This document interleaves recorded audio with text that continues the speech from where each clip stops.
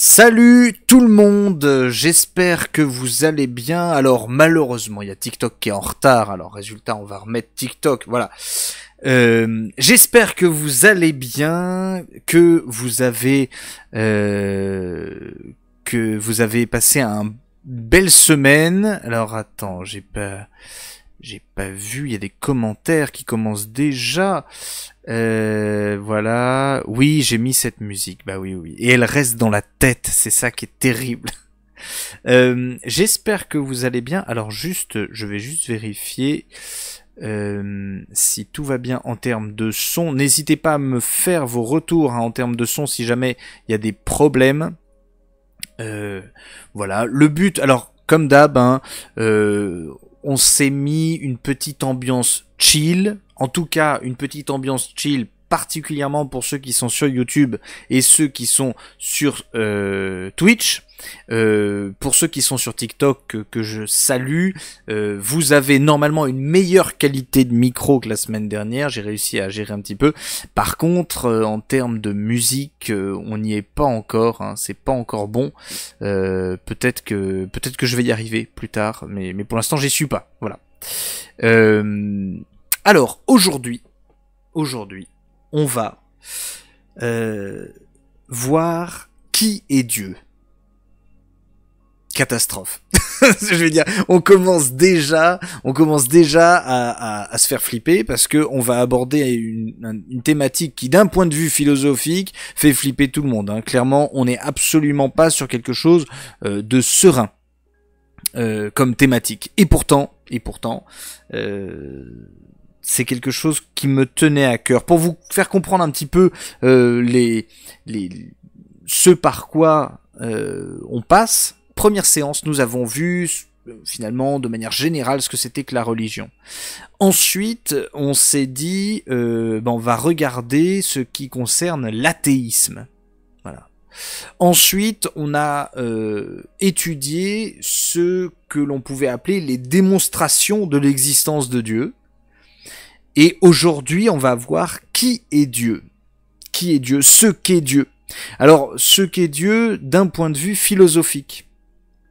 On n'a pas encore abordé la question de la religion, hein, mais on a du temps. Hein. Moi, je préfère pouvoir parler des choses dans le temps. Voilà, je vais arrêter même de faire des shorts sur ce genre de vidéos parce que voilà, hein, c'est pas je veux dire, c'est pas sujet à quelque chose de court, hein, comme leçon et comme truc comme ça.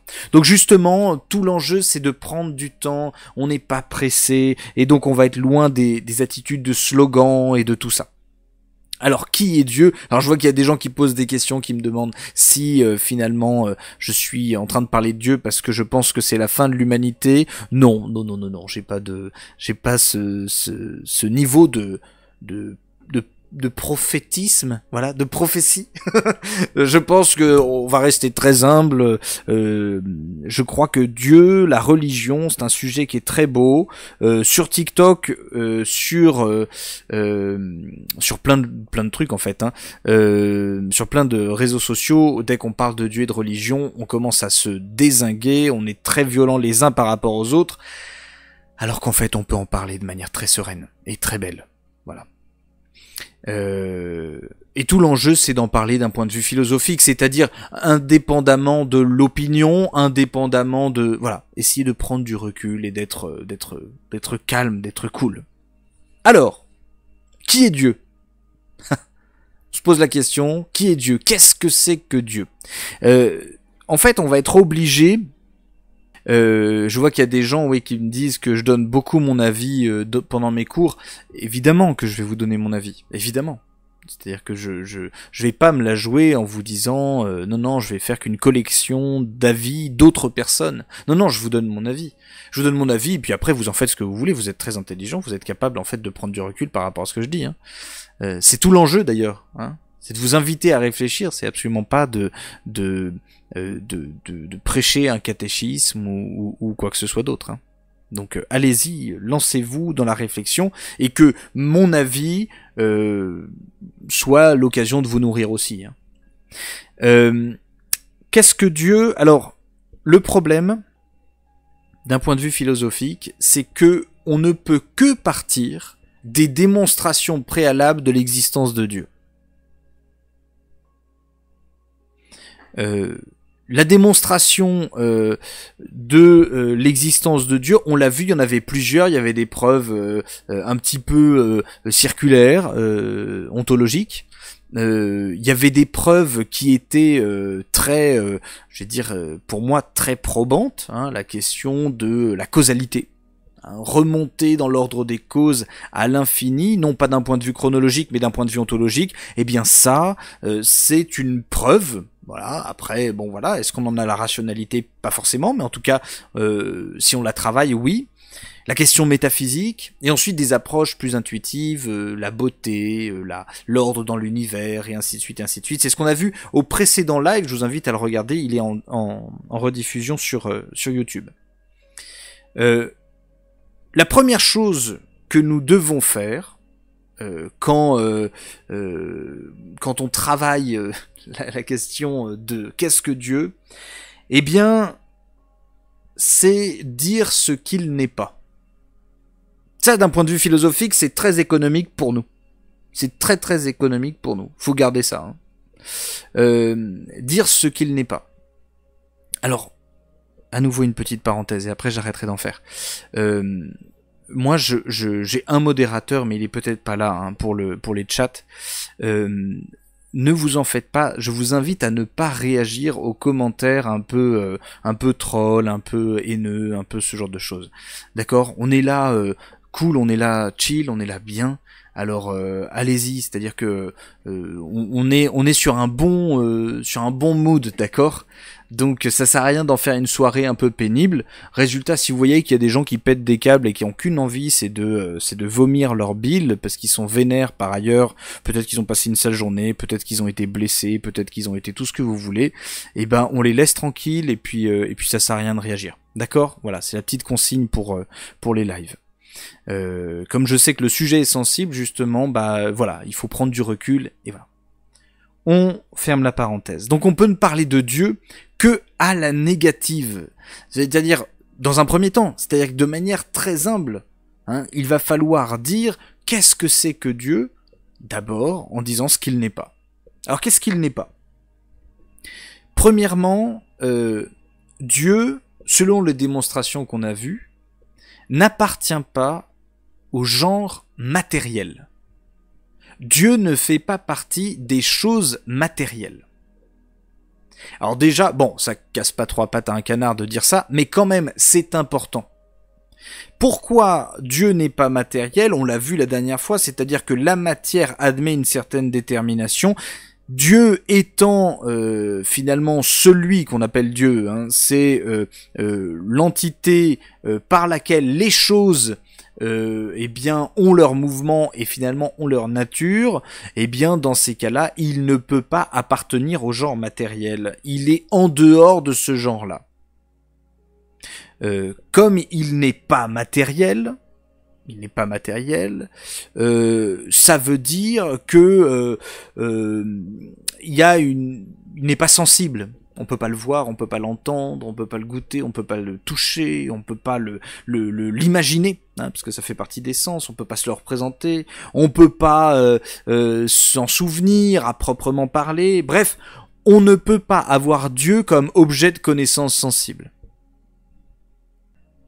Donc finalement, Dieu n'est pas matériel et il n'est pas sensible. De la même manière, comme il n'est pas matériel, il n'a pas de connaissance sensible. C'est-à-dire que Dieu ne voit pas les choses. Il ne les entend pas. Il ne les goûte pas. Et ainsi de suite. Il n'est pas matériel. Dieu n'est pas matériel. Comme il n'est pas matériel, il n'est pas non plus soumis au temps et à l'espace. Alors là, c'est le moment où on commence un petit peu à yoyoter de la cervelle. C'est-à-dire que Dieu, si on admet que Dieu est cette causalité totale, hein, cette première cause, ce premier moteur, alors il n'est pas soumis au temps et il n'est pas soumis au lieu dans la mesure où il n'est pas matériel. Ce qui fait que nous sommes dans le temps, ce qui fait que on est dans des lieux, dans de l'espace, vous voyez, c'est parce que nous avons un corps, c'est parce que nous sommes matériels. Et donc résultat, notre mouvement est dans un temps continu. D'ailleurs, on le voit, hein, c'est-à-dire qu'en physique, on se rend bien compte que le temps n'affecte en réalité que des choses matérielles, et que dès lors que on s'éloigne de plus en plus de la détermination de la matière, c'est-à-dire dans l'infiniment petit ou dans l'infiniment grand, eh bien, à ce moment-là, en fait, les lois de la physique relatives au temps et à l'espace disparaissent. Or, Dieu est totalement en dehors du genre du matériel, donc en fait, il est en dehors du temps et en dehors de l'espace. C'est-à-dire que l'espace et le temps ne le concernent pas comme limite ou comme détermination, du fait qu'il n'est pas matériel. Hein, donc tous ceux qui, je parle à tous ceux qui pensent que dire que Dieu existe et Dieu, par exemple, a créé l'univers, ça veut dire que Dieu il y avait Dieu avant l'univers. Non, ça n'a pas de sens. L'avant-univers n'a pas forcément de sens. C'est-à-dire qu'il pourrait très bien exister un univers dans le temps, sans commencement au temps, puisque Dieu est en dehors du temps. Et là, vous voyez, en fait, on est sur quelque chose où on perd un peu les pédales d'un point de vue de la représentation. C'est très difficile pour nous de nous représenter ça. C'est-à-dire qu'on ne peut pas, par exemple, penser que Dieu soit à la fois créateur et en même temps que l'univers n'ait jamais commencé. Or, c'est tout à fait possible. L'univers n'a pas de début, puisque le temps est créé avec l'univers. Et que si Dieu crée, eh bien... c'est peut-être de toute éternité. Donc vous voyez, on est déjà sur des réalités, alors qu'on en est, je vais dire, au tout début. Hein, on est juste en train de se dire ce que Dieu n'est pas. Si Dieu n'est pas matériel, alors il n'est pas sensible et il n'est pas soumis au temps et au lieu.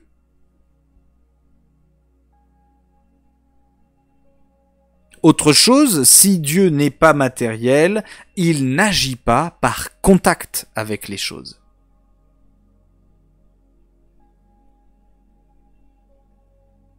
Et ça, vous voyez, ça vaut aussi pour toutes les conceptions panthéistes. C'est-à-dire que si Dieu est dans la matière, en fait, il n'est pas la matière. Parce que on le distingue de lui. Vous voyez, et notamment, ça sera intéressant lorsqu'on verra par exemple l'hindouisme. Hein. Dans l'hindouisme, il y a cette idée que Dieu c'est l'indéterminé. C'est-à-dire qu'il est présent en toute chose, c'est-à-dire que Dieu est présent dans ce stylo autant que dans ce téléphone portable, autant que dans ce micro, autant que dans moi, et pourtant il n'est pas ce stylo, ce téléphone, ce micro et moi. Donc on se retrouve avec, je sais pas, quand même une réalité qui est Dieu, qui est légèrement compliquée. Puisqu'il n'appartient pas au genre de tout ce qui est l'objet de notre connaissance. C'est-à-dire que quand nous, on essaye de connaître les choses, eh bien, on le connaît dans le temps, dans l'espace, par la connaissance sensible, par contact. Et par la matière.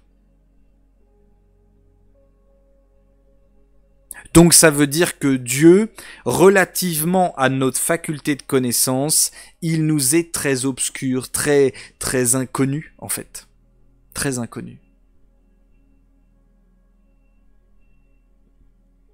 Voilà pourquoi il y a beaucoup de religions qui ont développé.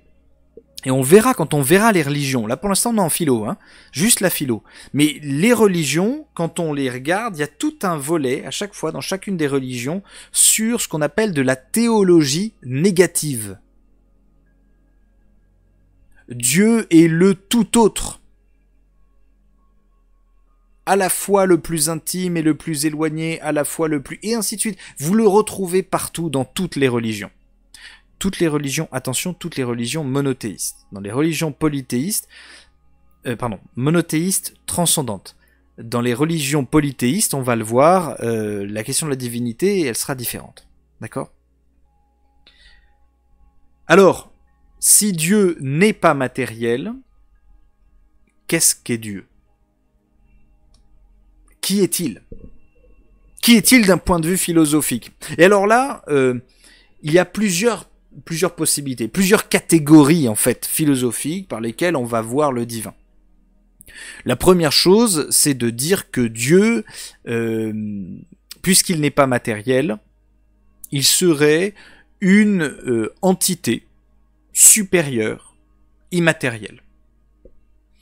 Un peu comme Zeus, vous voyez, un petit peu comme Ra, un petit peu comme Odin, des supra-entités, des êtres, des étangs, des choses qui sont, et il y a quelque chose qui est au-dessus, mais qui est un peu dans le même genre. Comme un super ange, vous voyez, j'ai retapé dans le micro. Ce serait bien, vous pouvez me donner l'idée d'un gage, à chaque fois que je tape dans le micro, je dois faire quelque chose, parce que je tape tous les lives sur le micro, alors que ça m'arrive rarement, de manière générale, de taper dans un micro. Voilà. Donc, ah oui, je viens de voir un commentaire, vous avez raison. Je dis il. Dieu n'est pas matériel, donc Dieu n'a pas de bits. D'accord ? Est-ce qu'on peut se mettre ça dans la tête ? Hein ? Et est-ce qu'on peut arrêter de réagir sur les pronoms ? Voilà, c'est juste ça. C'est-à-dire qu'il y a un moment où il faut bien entendre que Dieu n'est pas matériel. Et donc quand on a dit Dieu il, il faut savoir que ça n'est pas lié en fait, c'est lié en fait principalement au christianisme et au judaïsme qui ont fait de Dieu le Père. Dieu est donc Yel. Dieu est donc Yel. Il faut savoir dans le judaïsme, le nom de Dieu, c'est une consonne masculine, une consonne masculine et 2 consonnes féminines. Donc du point de vue du judaïsme, Dieu serait peut-être un peu plus une femme qu'un homme. Vous voyez ce genre d'anthropomorphisme un peu débile. Donc non, ne dites pas, ne réagissez pas sur le fait que Dieu est un homme ou une femme, etc. Ça sert à rien. Nous balbutions avec notre petite langue sur des réalités. C'est comme si on essayait de donner un sexe au cosmos. Vous voyez, ça n'a aucun sens. On peut pas dire, c'est pas parce qu'on dit le cosmos il est machin qu'en fait on lui donne un sexe. Non, on lui donne pas un sexe. Le cosmos n'est pas genré. Hein. C'est donc il va falloir être dies. Ah, ça pourrait marcher phonétiquement, ça pourrait marcher dans d'autres langues. Donc on revient à nos moutons. Quand on voit ce que n'est pas Dieu, on est tenté de se dire Dieu fait partie des supra-entités. Mais en réalité, si on veut réellement faire de ce qu'on appelle de la métaphysique, c'est-à-dire au-delà de la physique, si on veut faire de la philosophie au-delà en fait de notre connaissance sensible, j'entends, il faut admettre quelque chose, c'est que si Dieu n'est pas matériel, alors il n'y a en lui aucune velléité de changement, premièrement, de changement, attention, de changement au sens de potentialité. Il n'y a pas de potentialité en Dieu, à proprement parler. C'est-à-dire que vous, parce que vous êtes matériel, vous pouvez être différent de ce que vous étiez l'instant d'avant. C'est-à-dire qu'on vous met une baigne, vous avez des vaisseaux sanguins qui ont éclaté, etc. Vous êtes différent. Dieu est immatériel, donc à proprement parler, il n'admet pas de changement. Mais ça va plus loin, puisque on l'a vu la dernière fois, si Dieu, dans l'ordre de la causalité, merci pour les cœurs, dans l'ordre de la causalité, si Dieu est le premier, alors il est nécessairement en dehors du genre qu'il cause. Alors ça c'est très important et je vais devoir m'arrêter un petit peu pour vous en parler.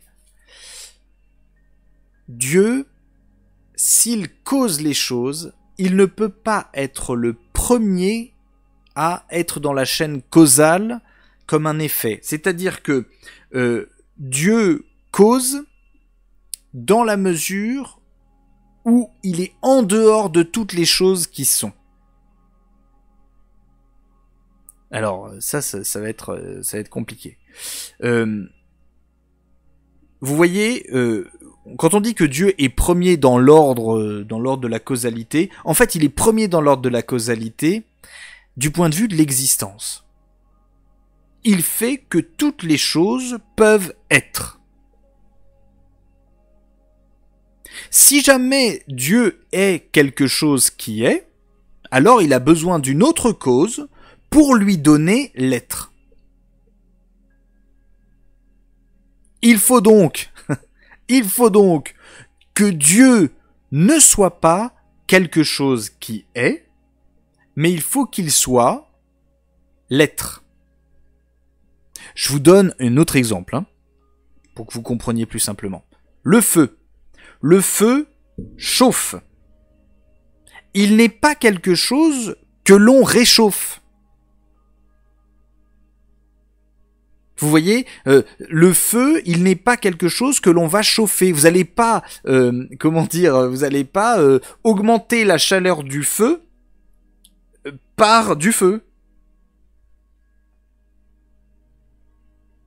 Il faut que le feu soit ce qui chauffe les choses qui sont chauffées. Et Dieu, c'est pareil. Dieu, c'est pareil. Dieu, il est cause des choses qui existent. Vous voyez, ce stylo, il existe. Dieu, il est cause des choses qui existent. Mais il n'est pas lui-même quelque chose qui existe. Il est l'existence. Il est l'existence. Dieu donne l'existence aux choses, dans la mesure où lui-même est l'existence. Et en fait, il communique. Il communique l'existence qui est sa nature, en fait. Donc, en fait, vous voyez, quand on est en philosophie, on commence à être un petit peu en panique. Parce qu'on se rend compte que Dieu n'est pas quelque chose. Dieu est cause des choses qui sont quelque chose. Et donc en fait, quand vous voyez ce stylo, eh bien, la chose qui ressemble à Dieu dans ce stylo, c'est son existence. Et en fait, quand vous prenez conscience de ça, mais le réel pâlit complètement. Vous vous dites que derrière toutes ces choses qui existent, en fait, il y a l'être. Il y a l'être. Et c'est fou. Enfin, je sais pas pour vous, mais pour moi, c'est d'un point de vue purement philosophique. Mais dès lors que vous admettez, que les choses existent, dès lors que vous admettez que les choses existent, alors, eh bien, la cause de cette existence, c'est ce qu'on appelle Dieu. Alors, à nouveau, comme disait Heidegger, on ne danse pas devant l'être. Déjà, être devant Dieu, déjà, ça n'a pas de sens, vous voyez. Être devant Dieu. Il est immatériel. Il n'y a pas de devant, il n'y a pas de derrière en Dieu. Il n'y a pas de droite, de gauche, il n'y a pas de... Vous voyez, être devant Dieu, ça n'a pas trop de sens. Il crée l'espace, c'est-à-dire il cause l'être de l'espace. Donc vous voyez, en fait, en métaphysique, on n'est pas en train de dire que Dieu est une super entité. Peut-être qu'il y a des super entités qui existent, hein, on n'en sait rien. Peut-être qu'il y a des êtres intermédiaires qui sont sans matière, mais qui sont causés par Dieu. Peut-être. Les religions les appellent des anges, ou des démons, ou des djinns, vous prenez n'importe quoi, hein, c'est-à-dire que vous pouvez prendre n'importe quel nom. Il y a des réalités qui sont peut-être immatérielles, sans matière, ou très très proches de la matière, mais très subtiles, hein, et qui sont causées par Dieu. Mais Dieu n'est pas dans ce genre-là. Dieu est plus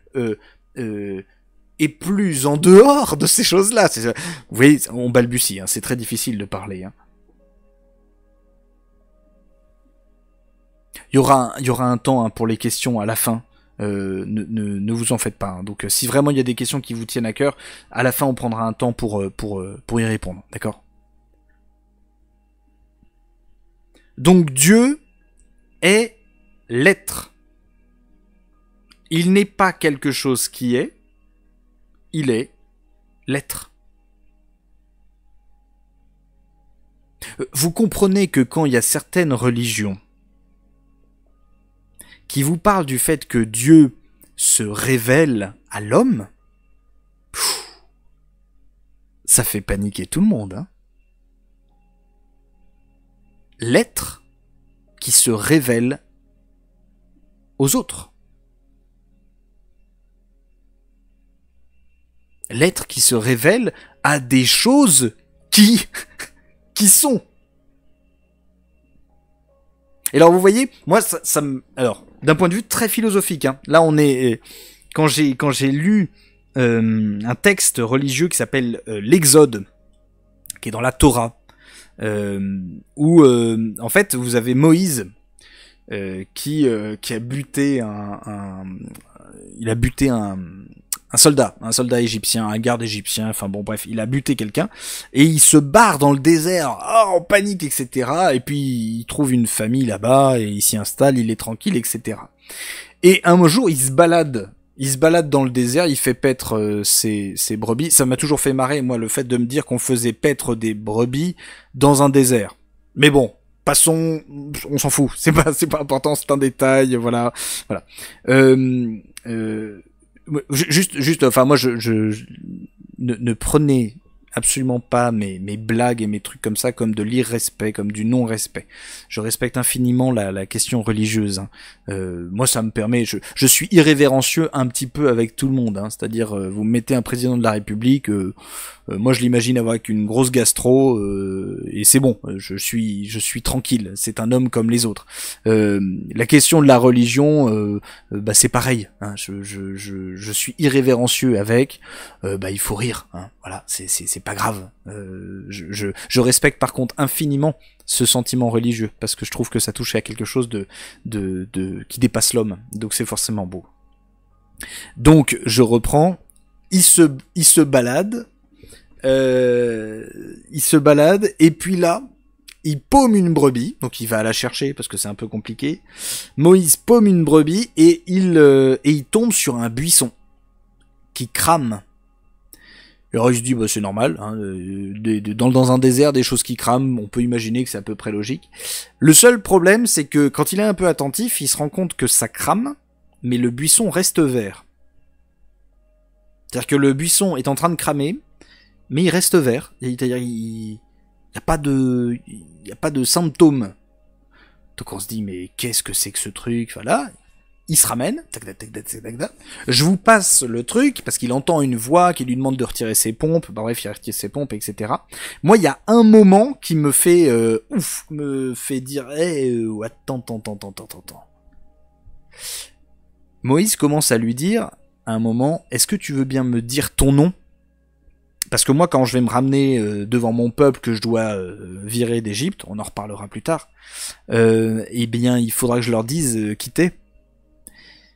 Et là, le Dieu donc révélé religieux du judaïsme, hein, on sait que l'Exode ça a été écrit pendant l'exil à Babylone, donc en Mésopotamie. Or, il n'y a pas trop en Mésopotamie en fait de métaphysique. Ça aurait été proche de la Grèce, j'aurais dit peut-être qu'ils ont été influencés. Mais à ce moment-là, Dieu dans l'Exode dit, tu leur diras, je suis. Et alors là, il dit, oui. Qu'est-ce que ça veut dire quoi? Il leur dira, voilà, Dieu, tu diras que je suis m'a parlé. Tu leur diras, je suis celui qui est. Je suis celui qui est. Et en plus, c'est intéressant parce que en hébreu, il n'y a pas le verbe être. Et il n'y a pas la notion des temps. Et donc, en fait, il y a une espèce de périphrase pour essayer d'expliquer la notion de permanence. Et en fait, c'est ça qui me fait, waouh, enfin, il y a une petite sidération, tu vois.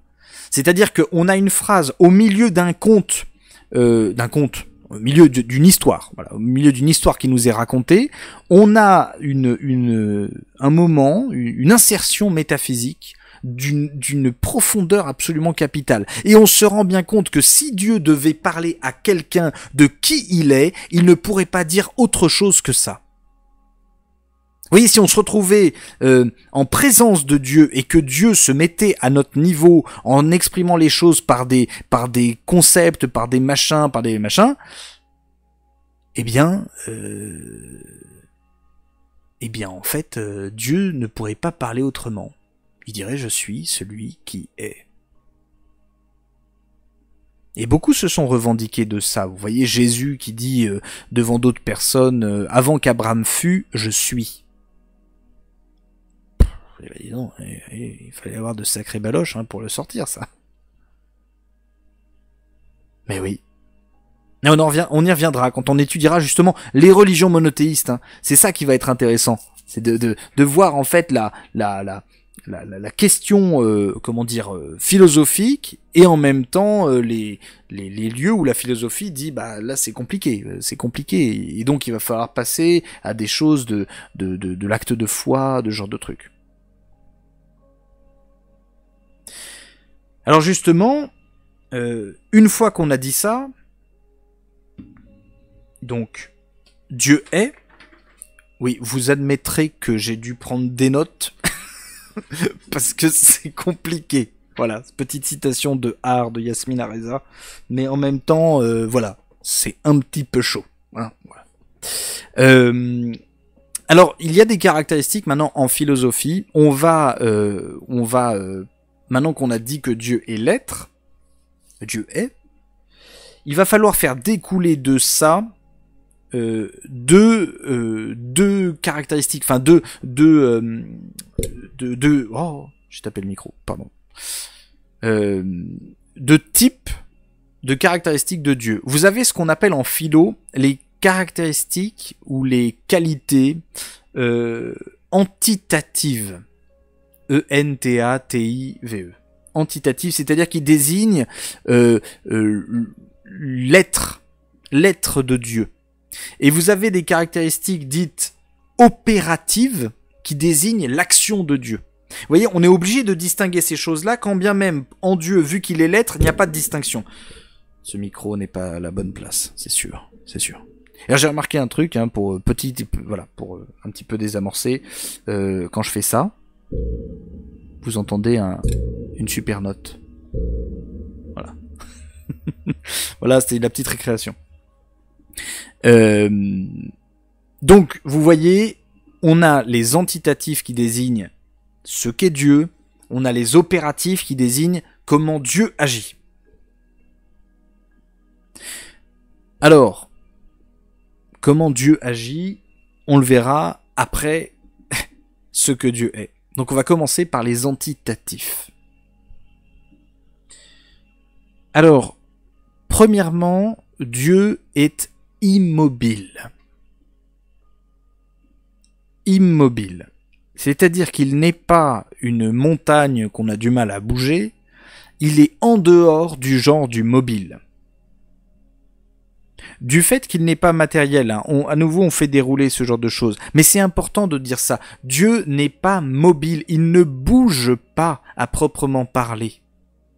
Et il y a quelque chose d'important, c'est que si Dieu est immobile, il est dans une immutabilité, c'est-à-dire qu'il ne change pas. Dieu ne peut pas changer. Alors c'est pas qu'il ne peut pas changer, c'est que il est pleinement acte. C'est-à-dire qu'il n'y a pas de potentialité en lui. Il n'est que acte. Alors là les amis, je vais vous servir de la haute métaphysique, mais ça me fait plaisir. Vous voyez. Dieu est immobile. Est-ce que ça veut dire qu'il est figé ? C'est-à-dire qu'en fait, l'être est, point barre. Vous voyez, ça c'est Parménide hein, qui disait ça. Parménide qui disait l'être est, une fois qu'on a dit ça, c'est terminé, on peut plus rien dire. Et ben en fait, Dieu est être. Il est l'être, hein, on est d'accord. Mais il y a deux sens du mot être en... D'accord, ok. Il y a un gage, c'est que je dois mettre les mains derrière la tête pendant 1 minute la prochaine fois que je tape mon micro. Ok, j'entends. Dieu est l'être, et donc l'être, c'est ça qui est génial, chez les Grecs, on a deux manières de le dire. On a entelekeia et energeia. Alors là, tous ceux là qui m'avaient dit l'énergie au début, ils reconnaissent hein, le mot energeia. Entelekeia, c'est le fait d'être au terme d'un mouvement. Hein, c'est-à-dire que les choses sont au terme d'un mouvement. C'est-à-dire que tu réchauffes de l'eau, elle est chaude, bon bah elle est chaude, elle est au terme d'un mouvement, point barre. Ça, c'est ce qu'on appelait après l'entéléchie quand on l'a francisé. Entelekeia, voilà, entelekeia, c'est l'être immobile, au sens de qui bouge plus, qui est figé. Et on a un deuxième type d'être qui est energeia. Energeia, ça veut dire que c'est l'être qui est dans un... j'ai employé une image, mais en fait c'est intéressant, est dans un mouvement perpétuel qui constitue son repos. Exemple, le feu, le fait de brûler pour le feu, c'est energeia. Je veux dire, le feu, dans sa nature même, il ne peut pas faire autre chose que brûler, et il ne cesse de brûler.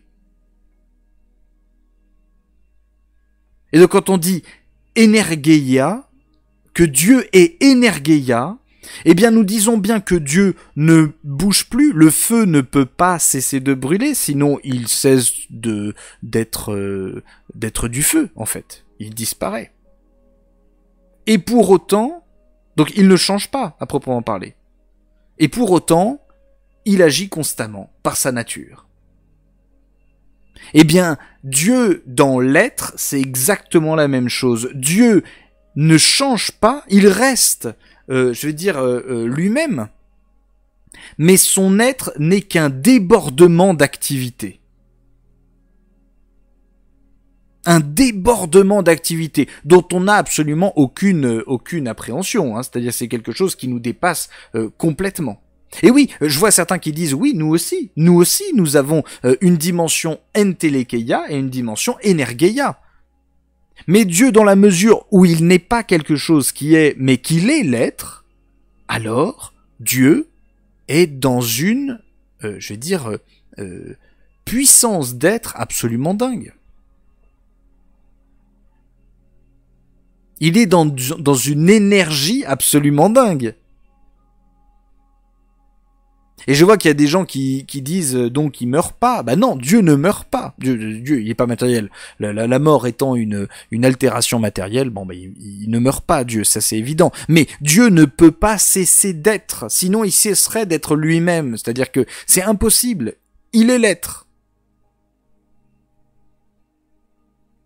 Il est l'être. Et il faut bien comprendre, hein, quand on parle de l'immatérialité de Dieu, on ne désigne pas seulement l'aspect corporel, dans le sens que Dieu n'a pas de corps. On désigne le fait que Dieu n'a pas n'est pas sujet à un devenir. Il n'a pas de potentialité à proprement parler. Il est, point.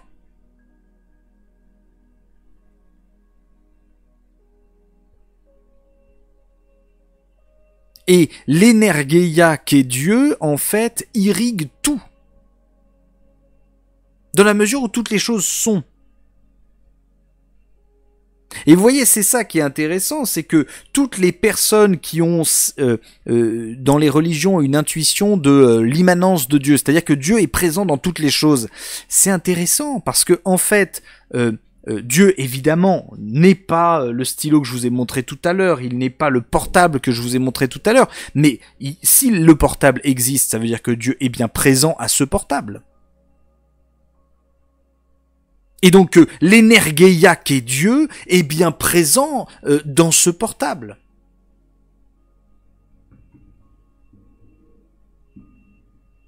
Je vous ai prévenu, on fait de la haute métaphysique là. Hein. Et c'est vertigineux. Moi je vous dis, il y a des petits moments où je suis obligé de me redire, allez, on va boire un verre, on fait quelque chose, parce que c'est vertigineux. Parce que si vous commencez à vous dire, ben regardez, l'air qu'il y a entre moi et les micros, le micro, ce que vous entendez là, ce que vous êtes en train de regarder, le téléphone, tout ce qui est autour de vous, etc. En fait, tout ça ne fait que vibrer d'énergéia. Et vous voyez, quand on parle de l'énergie, malheureusement, quand on parle de l'énergie, on ne parle que de la signature électrique de quelque chose. Alors que l'énergéia, c'est de l'actualité. Et petite parenthèse, mais plus vous êtes en acte des êtres humains, c'est plus vous accomplissez vos potentialités humaines, plus vous ressemblez à Dieu. Oui, c'est ce que les Grecs avaient compris. C'est-à-dire que, vous voyez, Socrate, par exemple, il dit nous sommes plus proches du divin que de l'animal. Quand bien même nous sommes des animaux, mais nous sommes plus proches du divin que de l'animal, parce que nous avons en nous-mêmes la capacité de choisir, d'accomplir nos potentialités, et notamment nos potentialités intellectuelles, volontaires, etc. Mais l'animal aussi, il essaye de ressembler au divin. En accomplissant ses potentialités. Tu regardes un oiseau voler, il accomplit l'énergéia qui est en lui. Tu regardes une fleur qui est en train de s'épanouir, de s'ouvrir, eh bien, finalement, elle est en train d'accomplir l'énergéia qui est en elle. Mais même d'un point de vue minéral, les choses sont, et dans leur nature, dans leur manière d'être, et ben finalement, elles essayent de ressembler à Dieu. Elles essayent, calmons-nous, il n'y a pas de volonté partout, hein, calmons-nous. Mais, je veux dire, dans leur nature, elles ne font qu'accomplir une actualité. Qui est dans une similitude de l'énergéia.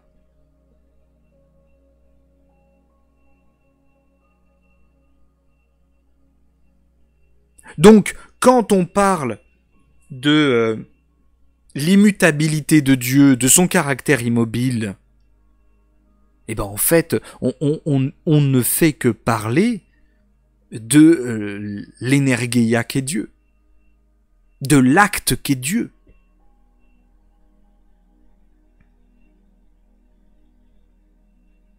Alors ensuite, on a dit que Dieu était infini. Évidemment que Dieu est infini. Le problème, c'est que dans notre physique expérimentale, physico-mathématique et compagnie, l'infini, c'est d'un point de vue quantitatif. C'est dans l'ordre de l'infiniment grand, matériel, ou de l'infiniment petit, matériel. Bon. Résultat, on peut diviser à l'infini, ou on peut, additionner à l'infini, multiplier à l'infini. Dieu, c'est pas de cette manière-là qu'il est infini. C'est qu'il n'y a pas en lui de détermination comme nous. C'est-à-dire que nous sommes des êtres humains. Donc, nous ne sommes pas autre chose que les êtres humains. Lui, il est l'être. Sa seule limite, c'est le non-être. Bon, bah, il n'a pas de limite, alors. Sa seule limite, c'est ce qui n'existe pas. Bah oui, mais il n'a pas de limite. Il est donc infini. Infini dans la potentialité... Pas dans la potentialité, attention, ne disons pas de conneries. Il est donc infini dans l'énergéia.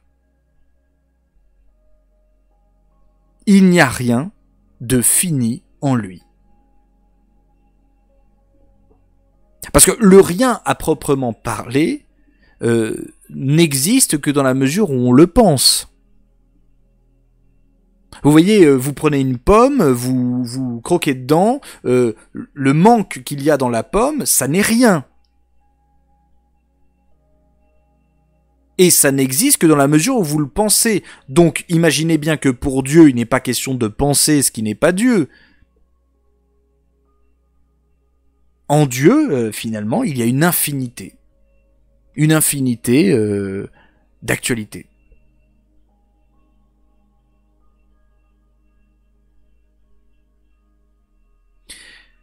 Alors ensuite, il y a l'éternité. Dieu est éternel. Sans commencement ni fin, et sans déroulement. Alors c'est là où, pour nous, je pense que c'est une des dimensions qui pour nous est très très compliquée à comprendre. En fait, on peut l'intuitionner, mais le comprendre c'est compliqué. Parce que Dieu est éternel, ça veut dire qu'il n'a pas le même rapport au temps que nous. Nous sommes dans la matière, et donc le temps se déroule dans la mesure où les choses bougent. Dieu est éternel parce que il cause tout actuellement. C'est-à-dire qu'il cause tout actuellement. C'est-à-dire que pour lui, dans sa causalité d'énergéia, d'être, il ne fait que causer. Tout le temps. Tout. Et c'est pas tout le temps, ça n'a aucun sens d'un point de vue de Dieu. Et vous voyez, c'est le moment où en fait ça devient difficile. Dans nos mots, comme nos phrases sont tout le temps sujettes à un temps, eh bien c'est compliqué. Donc il faut bien comprendre que Dieu est hors du temps, il est éternel. Et une fois qu'on a dit ça, on peut pas dire grand chose d'autre. Dieu a un rapport au temps comme nous avons un rapport.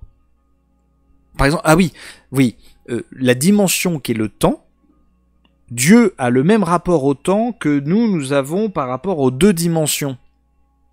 Vous voyez, quand on regarde une feuille, par exemple, une feuille de papier, là, un truc comme ça, nous sommes capables de nous abstraire de ça, parce qu'on n'est pas sur le plan du papier. On serait sur le papier, on n'arriverait pas, en fait, à envisager tout le papier. Eh bien, Dieu, c'est un petit peu la même chose. Voilà. On peut pas dire grand chose de plus, Alors, quoi d'autre ? La connaissance de Dieu. Est-ce que Dieu connaît les choses ? Ah ouais, alors là, c'est compliqué. Parce que c'est pas du tout le même mode de connaissance que nous. Nous passons de l'ignorance à la connaissance. Pour Dieu, c'est pas le cas. Dieu, il connaît tout actuellement dans la mesure où il cause les choses. Donc il ne découvre rien. Il n'apprend rien. Il a une pleine et parfaite connaissance de toutes les choses qu'il cause. Mais quand je vous dis une connaissance, c'est que ce n'est pas une connaissance comme nous on en a. Vous voyez, nous, ce téléphone portable, on le connaît, et encore, on connaît même pas... Merde. Même pas 1%. Voilà. Même pas 1%, donc 50, ok. Dieu, il connaît tout, mais il connaît tout de manière absolument dingue. En fait, c'est-à-dire que Dieu, il connaît tout de manière intime.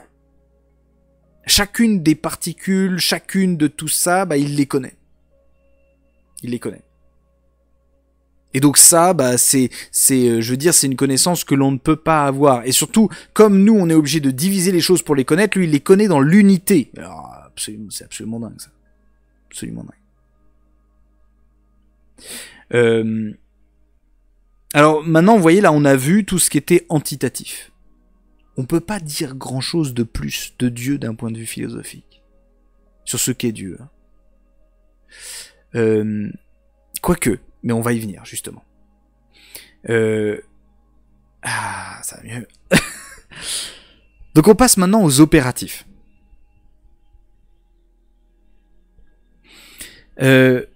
Les opératifs, alors j'ai vu qu'il y avait des questions qui demandaient si Dieu était vertueux, si Dieu est machin, et voilà, ça me fait penser aux hormones féminins, vous êtes débiles. Oui, ça me fait penser évidemment. Les opératifs. L'action de Dieu. Comment Dieu agit sur les choses. Comment Dieu agit sur les choses. Et alors là, je peux vous assurer que c'est un peu vertigineux. Dans la mesure où il cause les choses, il cause tout, il n'y a rien qui échappe à son action. Et ça n'est pas du tout incompatible avec la liberté des choses qu'il cause. C'est-à-dire que quand Dieu cause des êtres libres, il cause la liberté de ces choses libres. Point.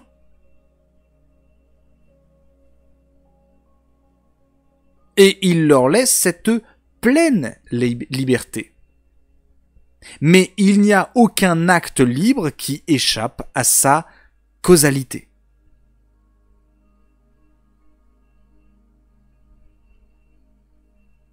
Voyez ? Et pour toutes les questions, vous voyez, il y a des grosses objections après pour la question religieuse. Parce qu'il y a la question du mal qui intervient, il y a la question de tout ça. Mais pour un philosophe, le mal n'est pas un mal. Vous voyez, et ça c'est les stoïciens qui l'ont énormément travaillé. Hein.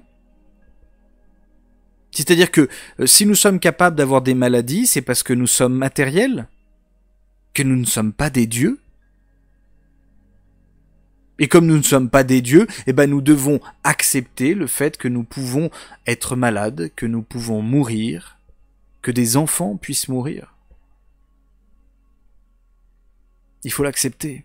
Et ça, vous voyez, c'est vraiment difficile.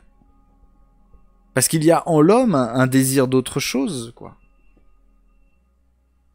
Il y a un désir d'autre chose. De la même manière, vous voyez, il y a des personnes qui se font violer, il y a des personnes qui se font agresser, c'est terrible, hein.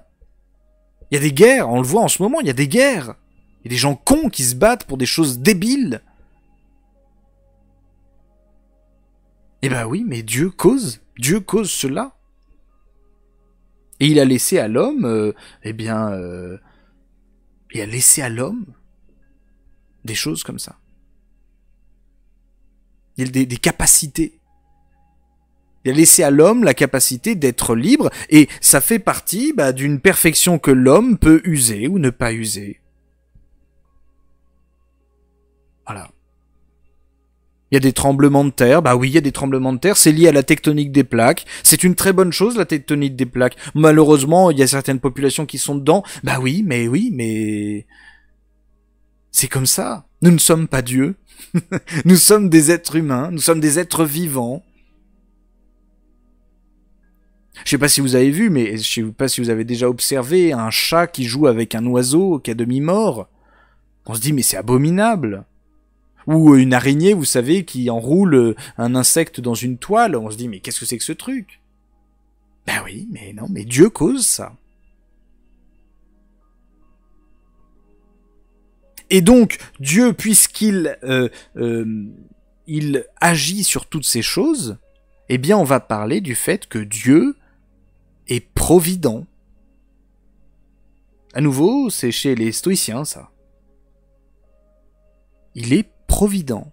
Dieu est provident, c'est-à-dire que il gouverne, il organise les choses. Alors attention, il n'organise pas les choses comme nous on organise notre emploi du temps, c'est pas ça.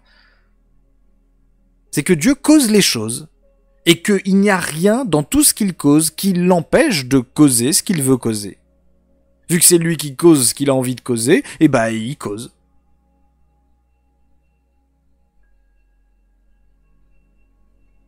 Et moi je cause un peu trop d'ailleurs aussi. Alors on parle aussi de la puissance de Dieu. Est-ce que Dieu est tout puissant? Est-ce que Dieu est tout puissant? Bah oui, il est tout puissant. Parce que tout ce qu'il conçoit, il peut le faire. Mais il y a des choses qu'il conçoit pas. Et donc il les fait pas. Vous savez, il y a des grands délires, il y a des gens qui disent « Est-ce que Dieu pourrait faire en sorte qu'un triangle soit rond? Ou qu'un rond soit un triangle ?» Bah non. Non, parce que si Dieu cause les choses, eh ben ça veut dire qu'il a conçu le triangle comme étant un truc avec des angles. 3 triangles. Et donc il l'a conçu comme ça, il l'a pas conçu comme un cercle.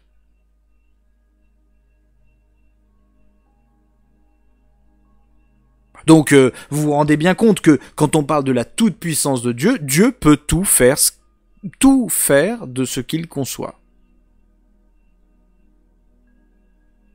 Mais il conçoit relativement à ce qu'il est.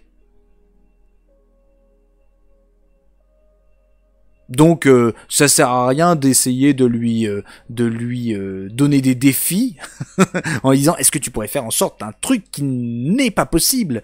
Ben non, parce que c'est lui qui a déterminé ce qui était possible et ce qui n'était pas possible. Donc il va pas faire un truc qui était impossible. Vous voyez? D'où la question des miracles. Vous voyez les miracles dans certaines religions hein, qui sont présents. Ah les miracles, ben là, c'est une vraie question hein, par rapport à la toute puissance de Dieu. Est-ce que le fait que quelque chose qui soit mort soit capable de ne plus être mort, eh ben c'est quelque chose de l'ordre de la puissance de Dieu ou de l'incohérence de Dieu, etc. C'est une vraie question. D'un point de vue philosophique, c'est une vraie question.